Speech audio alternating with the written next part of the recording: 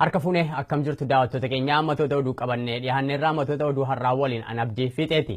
Harargee lixaa aanaa odaa bultum araddaa goda horaa jedhu keessaa bulchitoonni mootummaa qonnaan bultoota lafa isaaniirraa buqqaasuudhaan abbootii qabeenyaaf dabarsanii laataa jiru isaan didan ammoo hidhaatti jiru jedhu jiraattonni.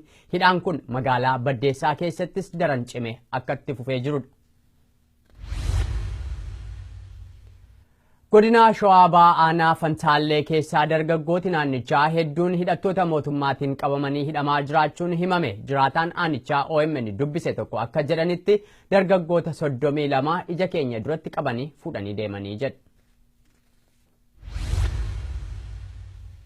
Atleet Fayyisaa Lallisaa bara 2016 kanatti yaada addunyaa amansiisan ciccimoo namoota dhiyeessan 100 keessaa isa tokko jechuudhaan barruu imaammata alaa Ameerikaa waabeffachuun maddi oduu Afrikaan News gabaase. Akka barruu kanaatti Atleet Fayyisaan sadarkaa addunyaatti namoota dhiibbaa uumuun beekamtii argatan 100 keessaa nama tokko jedhee jira. Oduudhuma walqabateen ammoo leenjisaa Atleet Fayyisaa Leellisaa duraanii kan turani obbo Gammadoo Daddafoo humnoota waraanaa mootummaa wayyaaneedhaan ukkaanfamuun isaanii himame. Egaan daawwattoota keenya matoota oduu har'aaf jennee kanumaa oduu idileetiin walitti deebinaa gama kootiin nagaatti.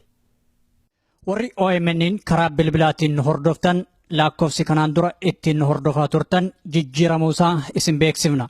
Haaluma kanaan lakkoofsofni haaromni tolaan OMN ittiin dhageeffachuu dandeessan kanneen United States keessa jiraattan 641 552 5055 United Kingdom 0330 332 6333 Germany 511 090 4047 Norway 219532 08 Sweden 08 403 031 94 Italy 06 899 730 19 South Africa yookaan Afrikaa kibbaa 271 210 03 057 Australia 02 80 72 51 70 irratti nu dhageeffachuu dandeettan.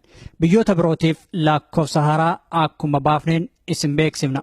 Galatoomaa OMN.